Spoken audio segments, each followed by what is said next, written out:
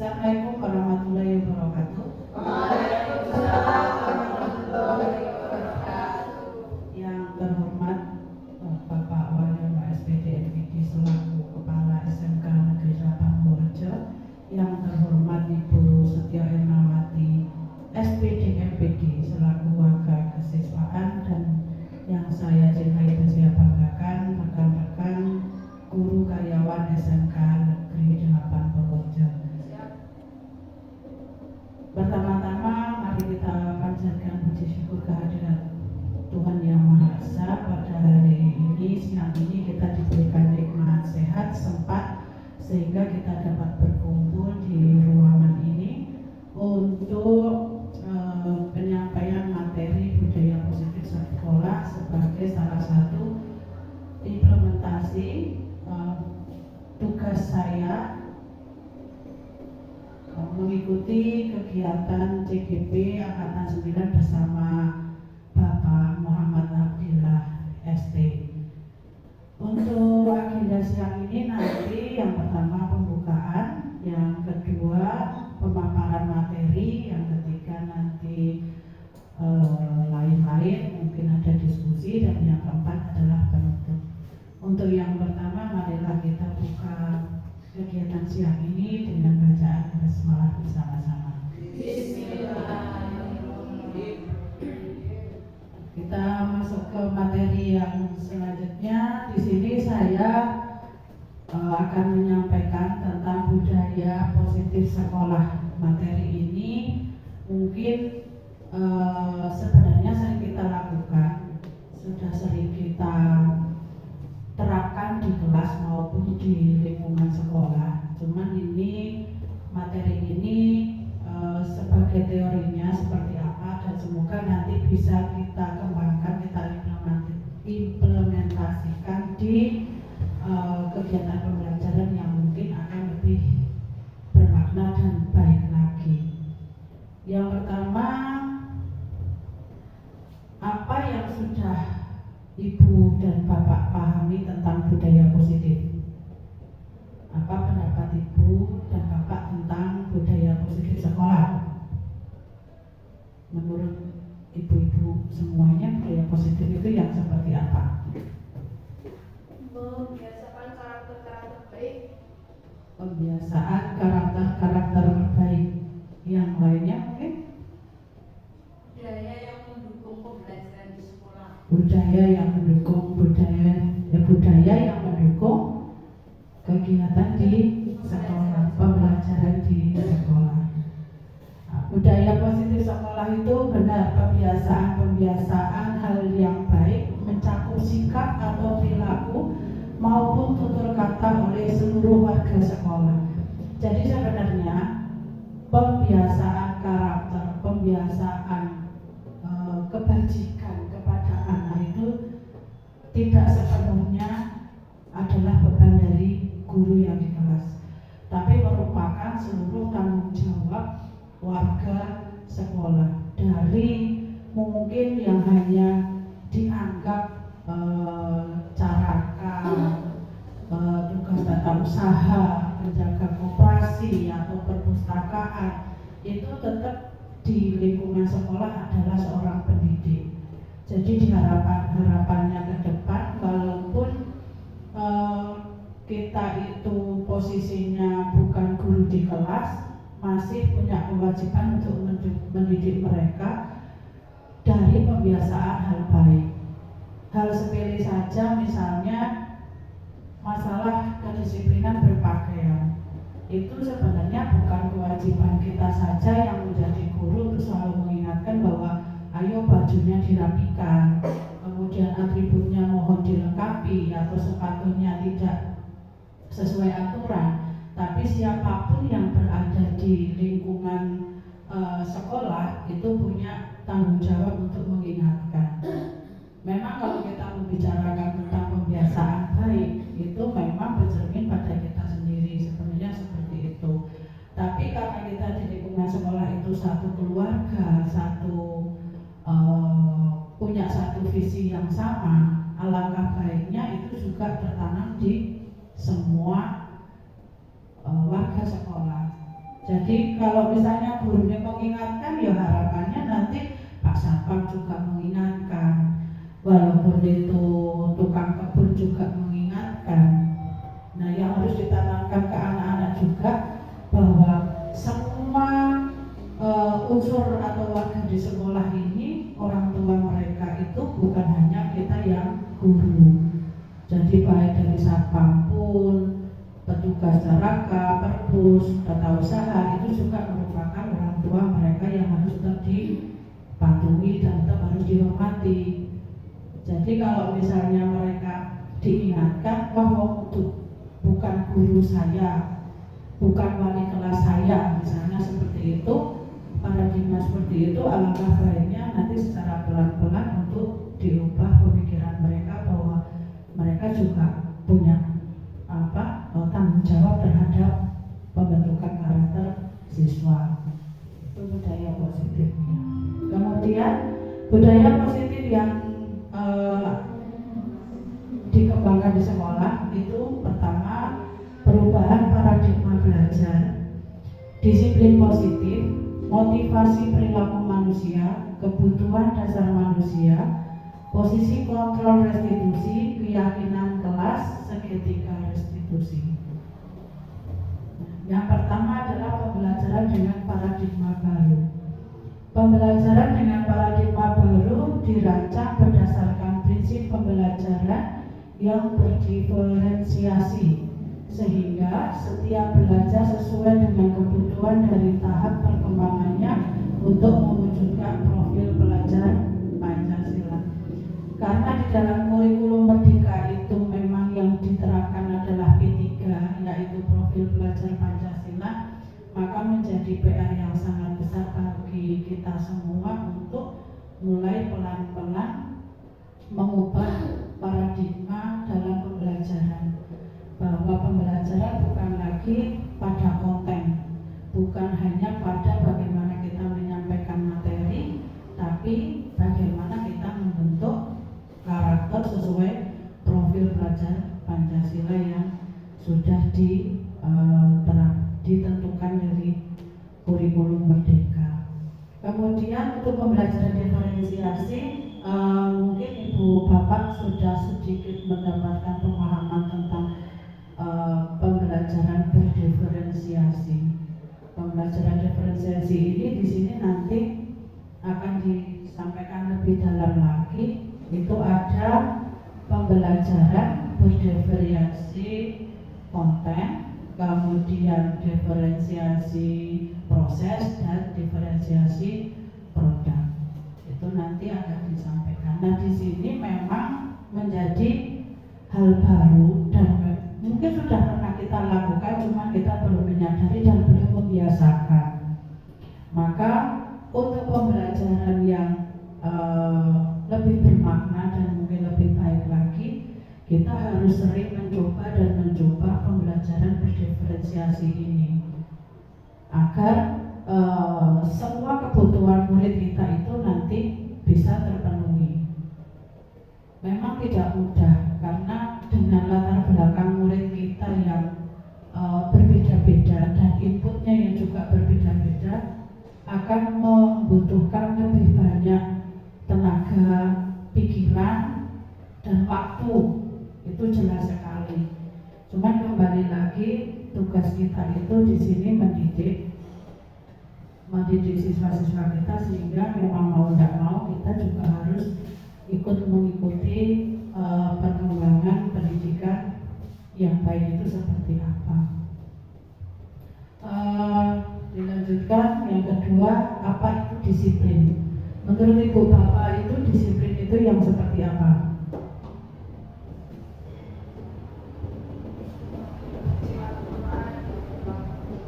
Mengikuti aturan yang berlaku,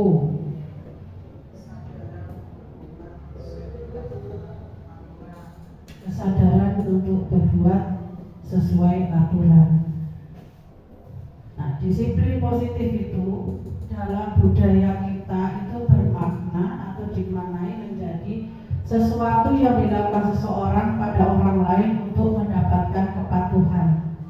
Kita cenderung menghubungkan kata disiplin dengan ketidaknyamanan.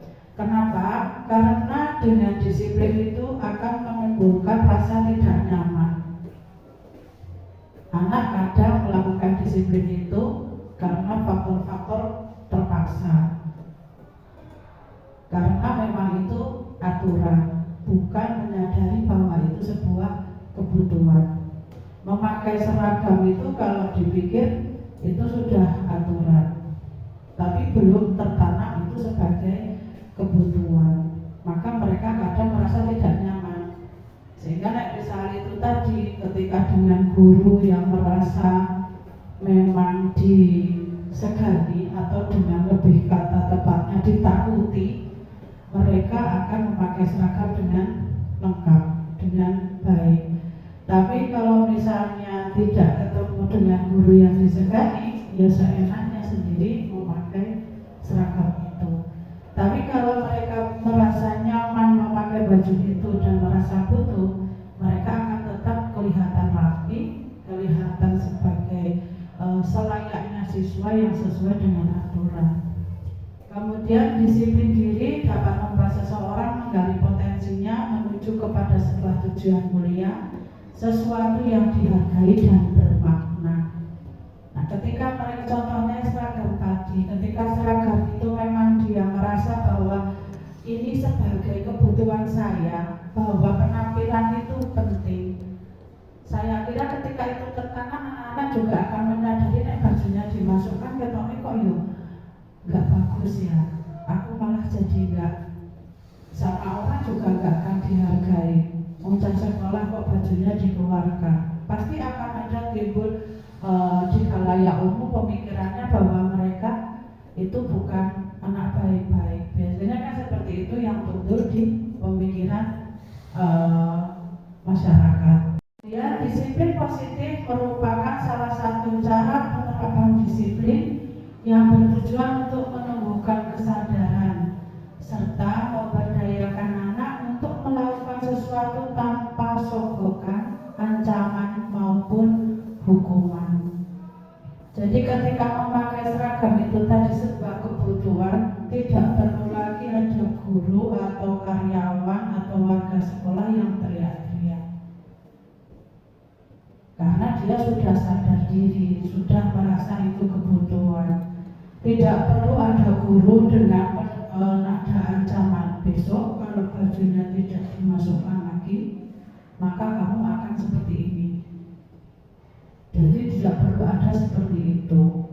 Kalau mereka memang menyadari bahwa disiplin itu merupakan budaya. Jadi memang tugas kita itu sebenarnya sangat berat kalau kita ngomongkan pembicaraan disiplin. Disiplin yang memang harus dipaksakan untuk menimbulkan kesadaran bahwa itu kebutuhan. Mungkin dari anak kita yang di kelas 36 siswa itu tidak semuanya sadar bahwa tujuannya adanya aturan itu untuk memberikan budaya atau menanamkan karakter. Tahu nih ya sekolah itu ada aturan.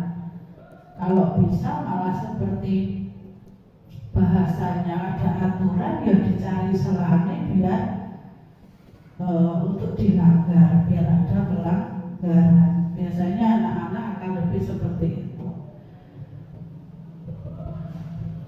Kemudian motivasi perilaku manusia. Motivasi itu merupakan dorongan yang timbul pada diri seseorang secara sadar atau tidak sadar untuk melakukan suatu tindakan dengan tujuan. Dan motivasi ini seperti yang kita ketahui ada motivasi intrinsik dan motivasi ekstrinsik. Nah, motivasi di sini itu kita kelompokkan menjadi 3. Jadi motivasi perilaku manusianya itu yang pertama, motivasinya itu untuk menghindari ketidaknyamanan dan hukuman.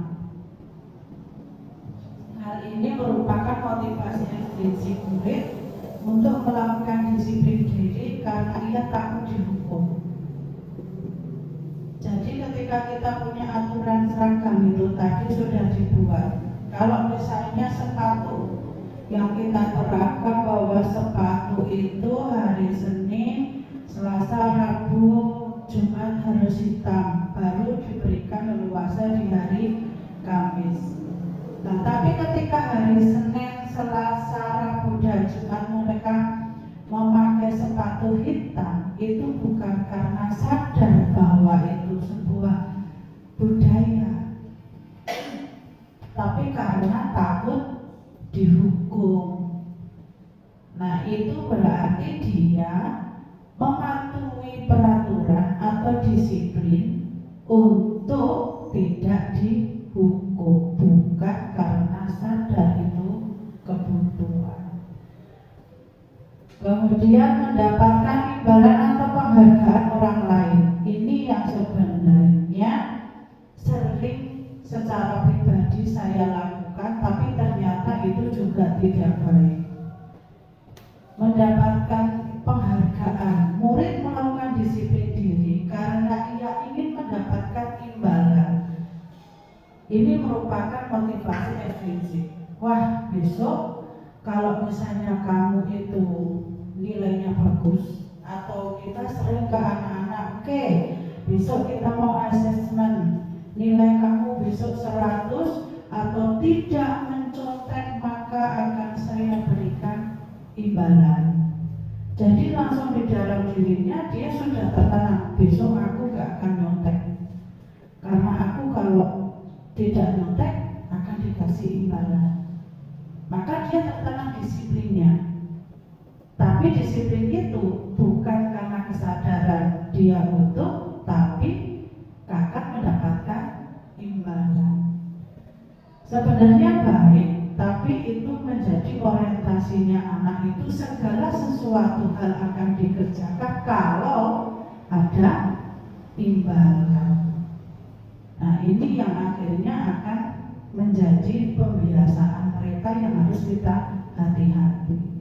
Maka pemberian reward, pemberian imbalan itu memang pada nilai-nilai terpuji, nilai-nilai kebajikan yang memang menurut saya itu patut untuk diberikan. Tapi jangan terlalu sering. Kalau terlalu sering pada akhirnya itu tadi tertanam bahwa setiap saya melakukan kebaikan itu bukan karena kesadaran, bukan karena kebutuhan, tapi karena ingin mendapatkan penghargaan. Yang ketiga, menghargai nilai-nilai kebajikan diri sendiri.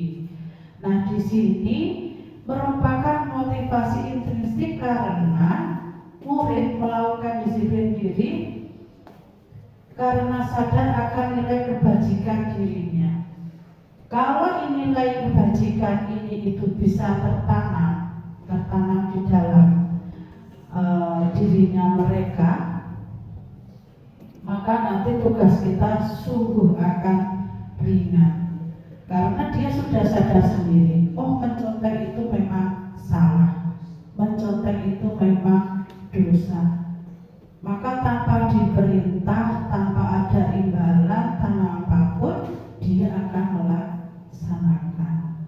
Oh, kalau pakai seragam itu ya bagusnya dimasukkan, biar kelihatan ganteng, kelihatan cantik, dan kelihatan rapi. Siapa tahu besok kalau di dunia kerja bisa menjadi level di tingkat atas, bisa menjadi manajer, bisa menjadi orang kantoran, mereka juga akan sudah terbiasa berpenampilan rapi, berpenampilan baik. Itu karena nilai kebajikan yang muncul. Namun selepas dari apapun itu niat mereka, kalau menurut saya, asalkan itu menimbulkan murid menjadi lebih disiplin, lebih baik lagi, kita tetap akan melakukannya. Jadi ketiga ini mungkin masing-masing guru punya treatment sendiri-sendiri, dan masing-masing kondisi kelas kita juga akan berbeda-beda, dan treatmentnya juga hal yang mendasar dari motivasi perilaku manusia itu adalah keluarga. Nah, ini yang sangat-sangat harus kita ketahui dari profil murid-murid kita yang seperti apa. Kita memaksakan sebuah tata tertib perilaku itu untuk membangun karakternya, itu tetap harus kembali lagi kepada pembiasaan di lingkungan keluarga mereka. Maka menurut saya kita menanamkan kedisiplinannya itu harus tetap konsisten, walaupun nanti hasilnya kita jangan berekspektasi terlalu tinggi. Yang penting kita sudah niatkan untuk memberikan yang terbaik, membuat mereka menjadi lebih disiplin lagi, dan tetap berhubungan atau berkomunikasi dengan orang tua agar nilai-nilai itu tidak hilang. Yang selanjutnya adalah kebutuhan dasar manusia. Nah, kebutuhan dasar manusia ini ada 5. Yang pertama adalah kebutuhan bertahan hidup atau survival. Yang kedua adalah kebutuhan kasih sayang dan rasa diterima. Kemudian yang ketiga penguasaan. Yang keempat kebutuhan kebebasan, dan yang kelima kebutuhan kesenangan. Kebutuhan bertahan hidup atau survival itu bersifat fisiologis, jadi seperti makan, kesehatan, rumah, itu kebutuhan dasar. Jadi kalau siswa-siswa kita itu dari rumah itu sudah mendapatkan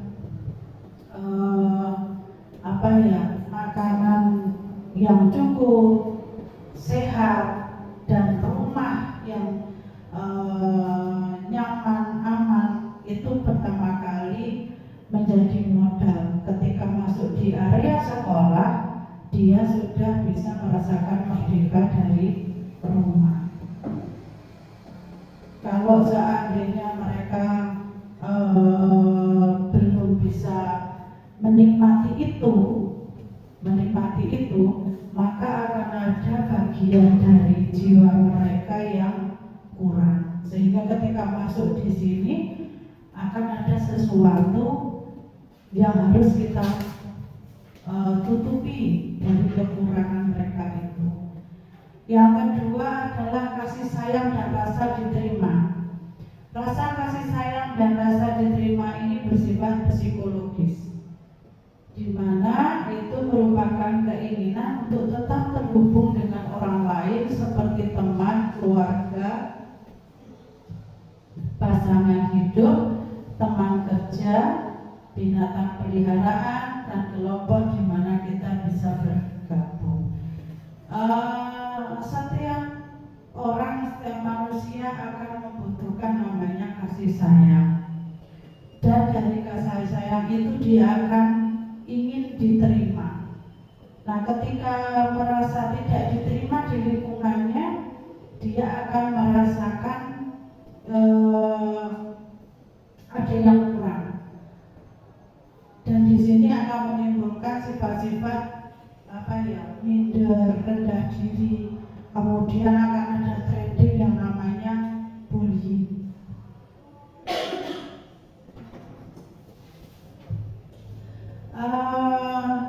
Kemudian yang ketiga ada penguasaan, di mana itu kebutuhan pengakuan atas kemampuan, ingin diakui atas prestasi dan keterampilannya, didengarkan dan memiliki rasa harga diri, keinginan untuk dianggap berharga, bisa membuat perbedaan, bisa membuat pencapaian, kompeten, diakui dan dihormati. Yang keempat,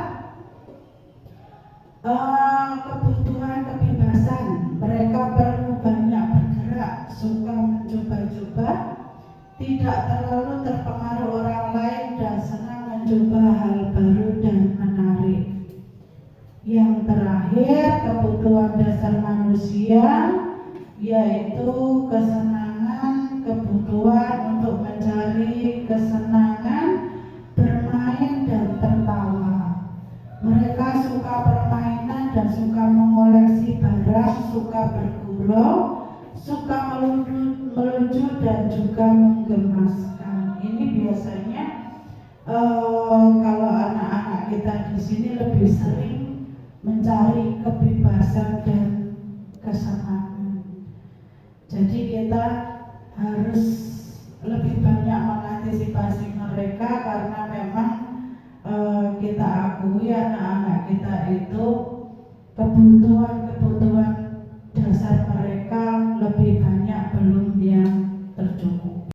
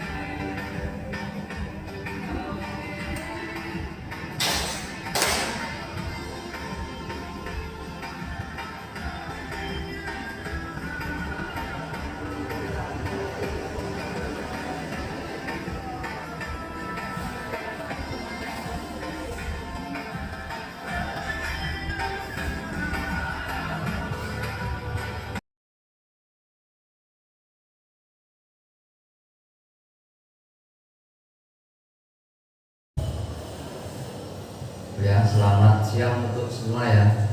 Assalamualaikum warahmatullahi wabarakatuh. Untuk selanjutnya saya melanjutkan apa yang sudah dipaparkan oleh Bu Desi tadi. Bu Desi telah mengeluarkan beberapa materi. Saya melanjutkan. Nah, untuk materi selanjutnya kita akan membahas tentang kesepakatan kelas. Seperti yang sudah tampil di slide. Nah, untuk kesempatan kelas, oh ya, sebentar sebelum kita mulai, kira-kira kita kembali ke yang sudah dipaparkan Bu Desi ya. Kira-kira tadi gimana perasaannya dengan yang dipaparkan oleh Bu Desi? Tentunya ada beberapa hal ilmu atau materi yang atau hikmah yang bisa kita ambil dari yang sudah dipaparkan ya. Kira-kira ada disiplin. Disiplin ya. Oke, kita lanjutkan. Nah, untuk kesepakatan kelas ya, untuk nilai-nilai kebajikan universal itu merupakan nilai-nilai lintas budaya. Nah, bahasa, suku bangsa, agama. Untuk penjabarannya bisa seperti keadilan, menjalankan dengan penuh tanggung jawab, sikap jujur, bersyukur kepada Tuhan, bersyukur kepada Tuhan. Terus itu ada lurus hati, meluruskan hati ya. Punya prinsip, mempunyai integritas tinggi, mempunyai rasa kasih sayang. Ada lagi bahwa kita harus menanamkan sikap rajin yang bisa kita ambil. Ada juga di situ kita bisa mengambil hikmah komitmen, meningkatkan rasa percaya diri, meningkatkan rasa kesabaran. Nah, dan lain-lain. Di sini banyak sekali hikmah yang bisa kita ambil. Nah, itu ya. Oke. Untuk pembentukan keyakinan kelas itu seperti apa? Karena keyakinan kelas itu bersifat abstrak atau tidak bisa kita lihat, tapi bisa kita rasakan. Untuk pembentukan keyakinan kelas itu berupa pernyataan-pernyataan secara umum, universal. Pernyataan tersebut dalam bentuk hal-hal yang positif. Misalnya apa? Bahwa keadaan kelas menjadi sebuah lingkungan yang belajar yang nyaman, belajar positif. Setiap datang ke kelas itu senang. Setiap datang ke kelas itu kita tidak punya beban. Dari rumah mau ke kelas itu wah senang karena banyak teman-teman yang menyenangkan. Saya ingin bertemu guru, ada Pak Guru, ada Bu Guru. Mereka semua menyenangkan karena tujuan awal kita adalah untuk belajar bersama dengan semua lingkungan sekolah ya. Itu adalah bentuk-bentuk dari pernyataan positif yang bersifat abstrak. Nah, terus selanjutnya pembentukan keyakinan kelas selanjutnya adalah itu tidak terlalu banyak. Kenapa tidak terlalu banyak? Nah, diharapkan sesimpel mungkin, tapi sudah menemukan sebuah makna kelas yang baik. Kalau bisa satu, kenapa harus dua? Oke, kita lanjutkan, yaitu tentang prosedur pembentukan keyakinan kelas. Tadi kita sudah pemaparan, yaitu pembentukan keyakinan kelas. Sekarang adalah prosedurnya. Yang pertama yaitu mempersilahkan murid untuk mencurahkan pendapatnya, yaitu sesuai yang disepakati. Oke, kita maju aja karena untuk yang pertama kita mempersilahkan murid untuk bercurah pendapat tentang peraturan yang akan disepakati ya. Nah, yang kedua mencatat semua masukan murid. Nah, kita bacakan dulu. Nanti kalau ada yang kurang kita atau yang mau ditambahkan kita bacakan dulu. Untuk selanjutnya kita menggunakan kalimat positif. Kita meninjau ulang secara bersama-sama untuk mengelompokkan kalimat yang senada, serumpun. Kita membuat 3 sampai 7 keyakinan, kemudian dituliskan pada kertas besar ataupun membuat poster. Nah, tempel pada dinding yang mudah dilihat oleh semua murid. Kita bahas dari atas ya. Nah, kita tentunya murid diajak membuat kesepakatan kelas. Tujuannya apa? Biar suatu saat kalau melakukan itu dari hati, tidak karena paksaan. Dari hatinya masing-masing ya, sesuai kesepakatan di awal. Untuk selanjutnya itu mencatat semua masukan murid. Nah, murid ingin berpendapat seperti apa, ya kita jembatani, yaitu dengan dicatat. Nah, tentunya semua perasaan murid tercurahkan. Yang ketiga itu menggunakan kalimat positif. Nah, misal kalau ada pertanyaan itu siswa suruh maju. Siswa suruh maju tidak diberat-beratkan. Misal gini, Maju mas, maju bang. Silakan maju mengerjakan soal. Maju dulu, nanti saya bantu mengerjakannya. Nah, itu kalimat positif. Kalimat negatifnya, wah ini soalnya agak sulit, tapi pasti kamu bisa. Nah, itu agak memberatkan. Nah, nilai negatifnya ada. Untuk selanjutnya itu kita meninjau ulang bersama-sama untuk mengelompokkan kalimat yang sempurna. Kalimat-kalimat kata-kata yang sudah ditulis di kelompok kita kelompokkan kembali berdasarkan oh ini kalimat ini sependapat, ini sependapatnya ini, sependapatnya ini. Jadi kita jelas untuk materi yang ditulis oleh siswa. Kita buat selanjutnya kita buat 3 sampai 7 keyakinan kelas itu dengan menuliskan di kertas besar atau poster. Biasanya 4, nah, bisa kertas karton putih, nah, kertas karton putih atau kertas buram. Biasanya kok 4A1, dan 4 kecil sekali seperti artinya F4 ya. Oke, lanjut dulu. Nah selanjutnya kita masuk konsep disiplin dengan identitas gagal. Oh ya, di depan nanti ada namanya konsep disiplin identitas sukses. Nah, sukses vs gagal. Nah, yang pertama adalah hukuman. Nah, hukuman bersifat tidak terencana atau tiba-tiba. Misal ada kita tiap pagi kita menerima siswa di pintu gerbang. Kita melihat ada siswa tidak mengangkat atribut. Nah, di situ kita langsung menegur. Nah, menegur untuk membetulkan. Selanjutnya siswa, anak atau murid tidak tahu apa yang akan terjadi dan tidak dilibatkan. Seperti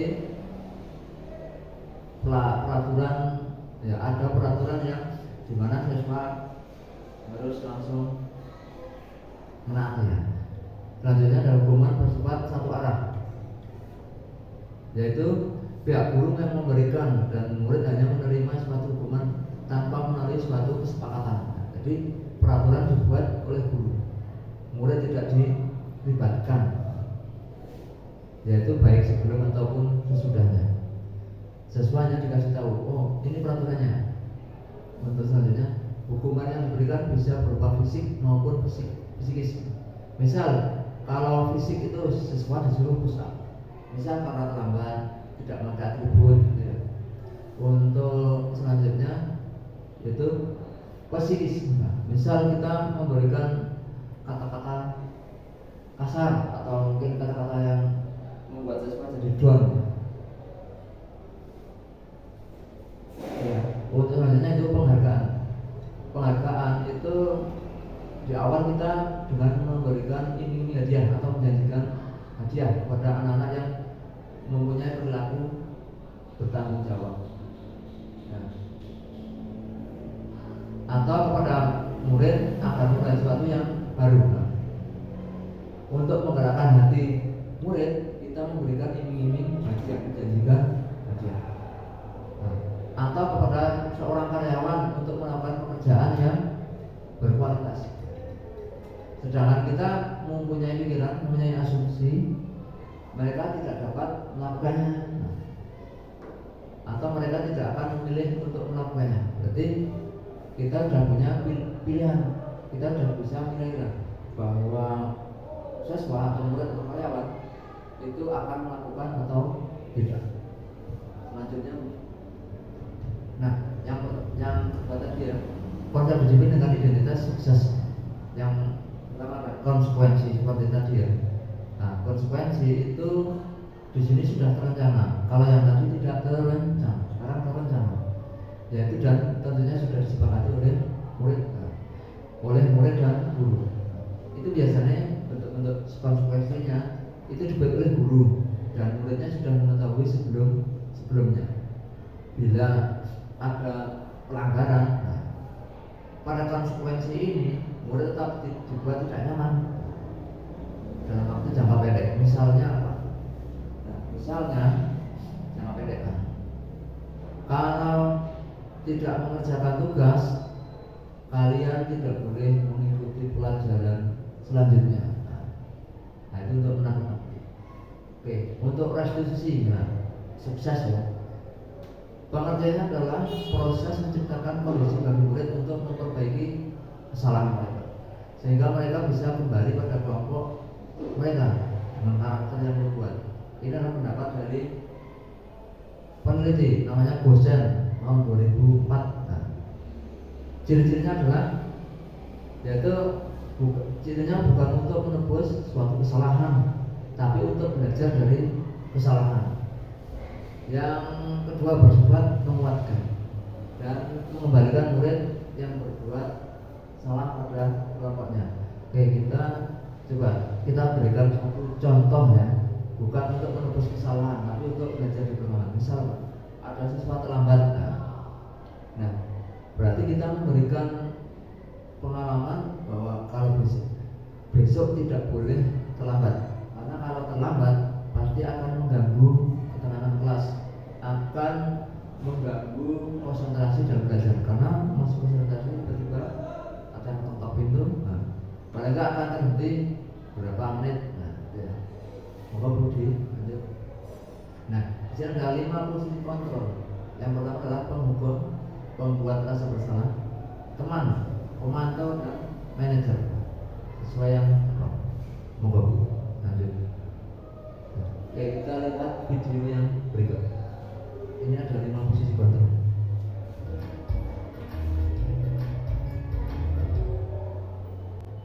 Salam bahagia Ibu dan Bapak Guru hebat.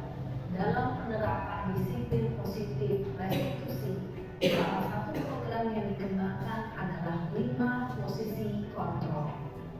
5 posisi kontrol dalam restitusi adalah proses perjalanan seorang pendidik agar dapat mengenali dirinya. Pada video kali ini, kita akan membahas tentang 5 posisi kontrol yang dikembangkan oleh Diane Dawson dan contoh penerapannya.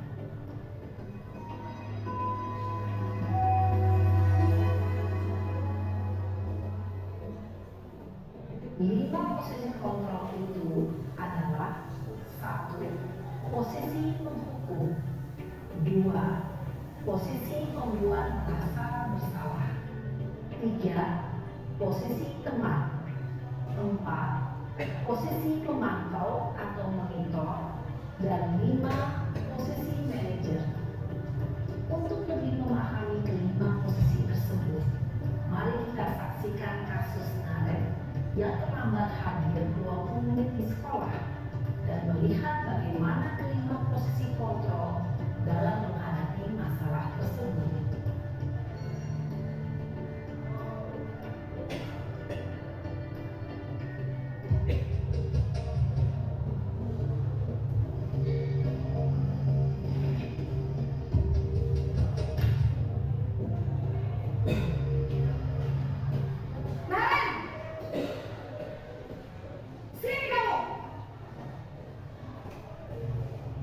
Selamat pagi Bu. Selalu terlambat. Kamu deh, pasti terlambat. Maaf Bu, saya Apa? Apa coba? Alasan kamu apa lagi? Kapan sih kamu tidak terlambat? Malas sekali ya kamu jadi anak. saya Dasar pemalas. Gak kapok-kapok sih kamu. Sudah berapa kali terlambat? Sana, kamu keliling lapangan basket 2 kali. kenapa saya harus keliling lapangan basket Bu? Kenapa? Kamu melawan ibu? Berani-beraninya jawab. Sudah terlambat, masih berani jawab nggak? Sekarang, keliling lapangan basket 5 kali sekalian. Biar kapok. Cepat. Pergi sana ke lapangan basket.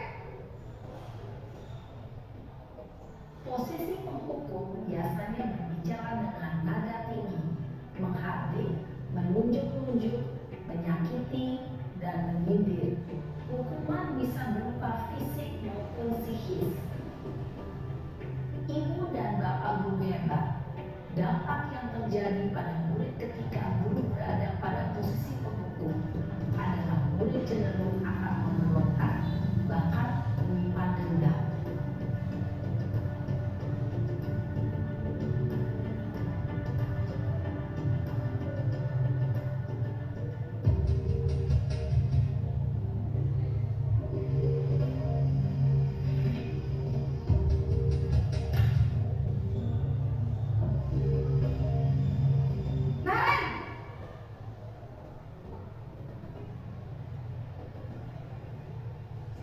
Bu. Naren, kamu kenapa terlambat lagi, nak? Ya Tuhan, Naren, kamu senang ya bikin ibu susah ya? Kalau kamu terlambat lagi, nanti ibu yang ditegur bapak kepala sekolah, nak. Disangka ibu tidak bisa membina kamu. Duh, gimana ini? Maaf Bu. Duh, Gusti Naren, kamu suka ya kalau ibu ditegur bapak kepala sekolah? Terus, sekarang ibu harus tulis apa yang di buku absen? Ini kamu sudah sering terlambat loh. Ibu harus apa coba? Maaf Bu. Maaf sekali. Ya sudah, lain kali jangan bikin ibu susah lagi ya, nak ya. Ibu tidak akan kuat lagi kalau kamu begini terus. Bisa jantungan kalau ibu tegur bapak kepala sekolah. Sana cepat ke kelas. Maaf ya Bu. Maaf sekali. Posisi pembuat rasa bersalah berbicara dengan nada tenang, cenderung lembut, namun kata-kata yang diutarakan membuat murid merasa menjadi orang yang gagal, memandang buruk dirinya sendiri, merasa tidak berharga, dan tidak sanggup membahagiakan orang lain. Ketika guru mengambil posisi pembuat rasa bersalah, murid akan menganggap dirinya yang bersalah dan ia akan menyimpan emosi negatif tersebut di dalam dirinya.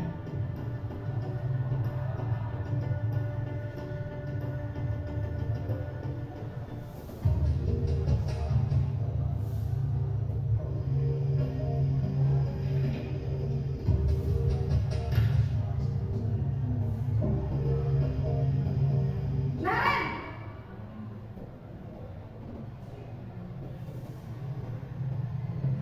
Selamat pagi Bu. Wah, sudah jam berapa ini, nak? Terlambat lagi ya, sayang. Iya Bu. Habis ibu saya lupa bangunkan saya Bu.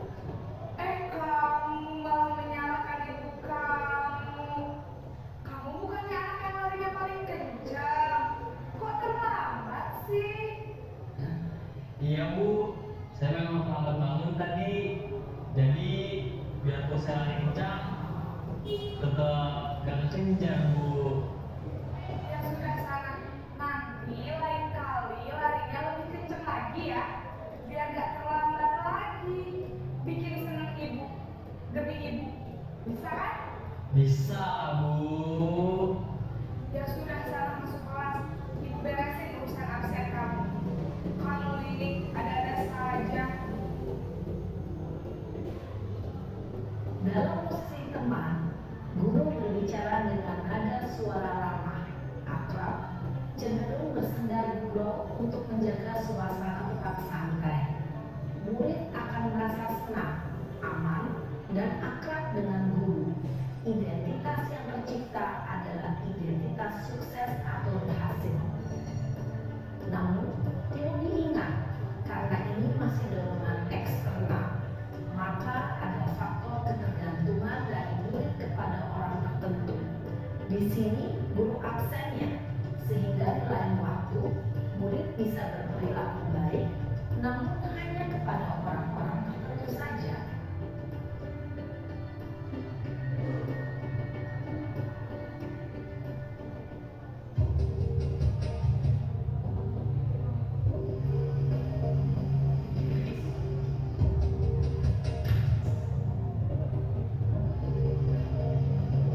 Naren!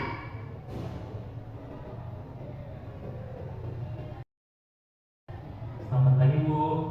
Naren, apa peraturan sekolah kita tentang jam berapa kita harus masuk sekolah, nak? Kita harus di sekolah jam 7 Bu. Iya betul, sekarang sudah jam 7.20. Naren sudah tahu konsekuensinya jika terlambat hadir. Paham Bu. Saya harus tinggal kelas pas jam istirahat selama 20 menit. Iya benar, konsekuensinya demikian. Jadi nanti jam 9.30 pas istirahat, kamu harus tinggal di kelas, kerjakan tugas tambahan untuk ketertinggalan kamu, ya. Baik, Bu. Posisi pemantau mengandalkan penghitungan atau data untuk mengontrol murid. Guru mengarahkan murid berdasarkan peraturan dan konsekuensi. Seorang pemantau menunjukkan bahasa tubuh dan ekspresi wajah yang datar dan cenderung formal.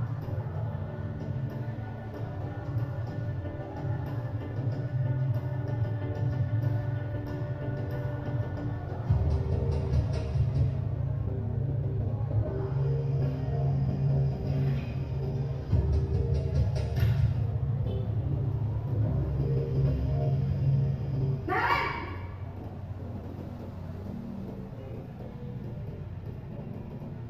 Selamat pagi, Bu.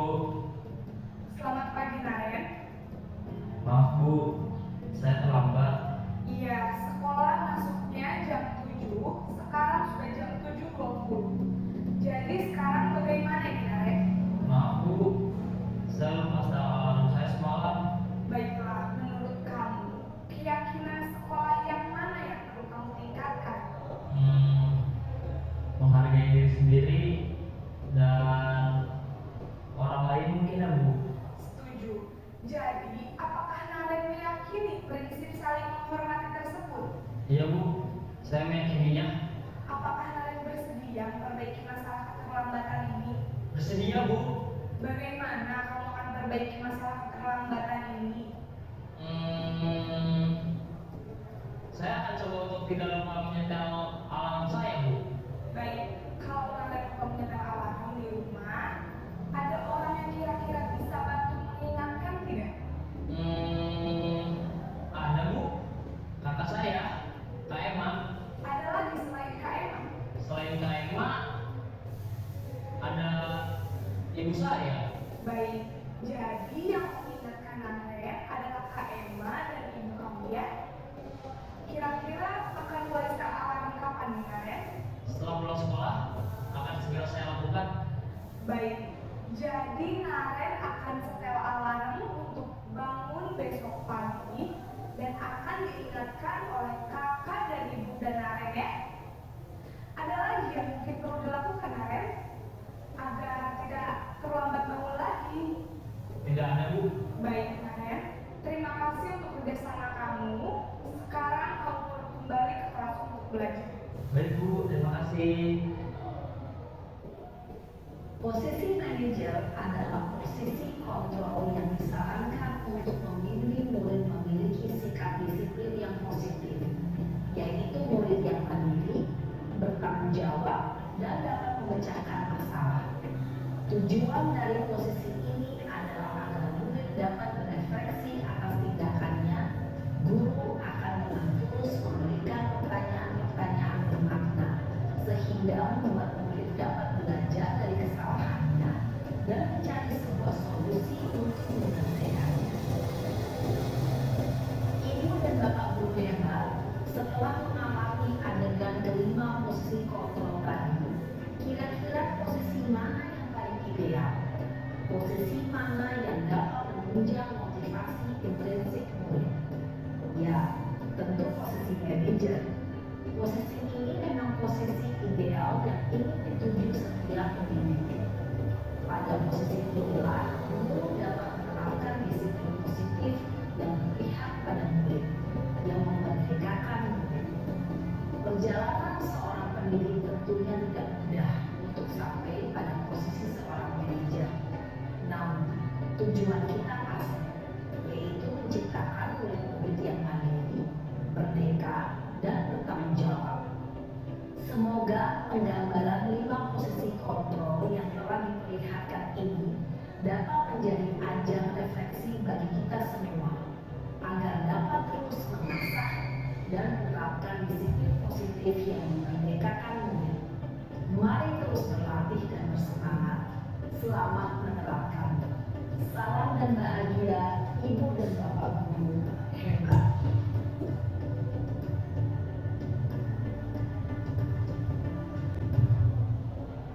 Nah, tadi kita sudah melihat video kontrol, yaitu ada 5 posisi kontrol ya. Tadi digambarkan dalam video sudah jelas sekali dari ada adegan siswa dan guru dari berbagai materi 5 kontrol tadi ya. Kira-kira yang bisa kita ambil mana Pak dari video yang tadi? Yang pertama adalah penghukum, pembuat rasa bersalah, teman, pemantau, dan manajer.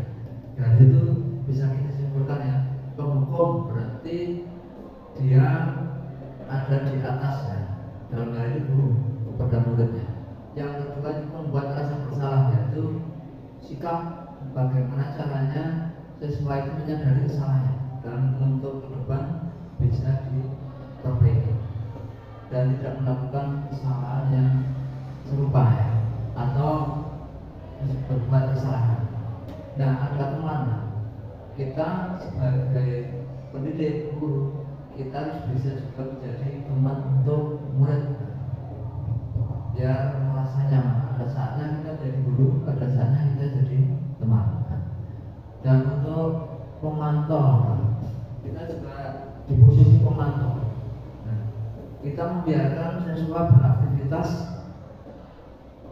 sesuai dengan materi. Kita dari jauh atau kita mengelilingi, kita memantau seberapa besar siswa telah melakukan kegiatan dengan baik.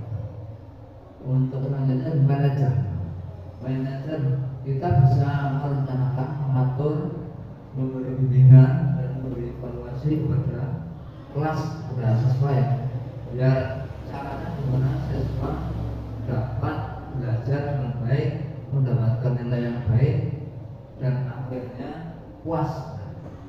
Ada juga yang nilainya baik tapi tidak puas. Misal karena mungkin merasa soalnya kurang tertata. Jadi di sini kita mencari dan kita itu menjadi manajer. Oke, untuk selanjutnya konsep disiplin adalah revisi. Seperti yang sudah tadi ya, kita menciptakan kondisi bagi murid untuk memperbaiki kesalahan mereka ya, sehingga mereka bisa kembali pada kelompok mereka dengan karakter yang berbeda. Untuk yang pertama yaitu 3 restitusi. Yang pertama itu adalah merah biru, yang setiap orang pasti pernah melakukan kesalahan. Ya, kamu bukan satu-satunya yang pernah melakukan ini. Nah, itu adalah contoh kata dari restitusi yang pertama. Untuk restitusi yang kedua itu di kotak biru yang kita lihat sudah 3 restitusi, tapi dari atas yang pertama ada menanyakan keyakinan validasi tindakan yang salah. Nah, untuk yang pertama tadi, yang kedua sekarang adalah cara yang lebih efektif untuk mendapatkan apa yang kamu butuhkan. Nah, itu adalah contohnya. Kamu tentu punya alasannya mengapa kamu melakukan ini. Misal ada anak terlambat, kenapa kamu terlambat? Coba jelaskan kira-kira alasan apa kenapa kamu bisa terlambat. Itu pertanyaan, contoh pertanyaan untuk yang ketiga, yaitu keyakinan kelas apa yang telah disepakati oleh bersama.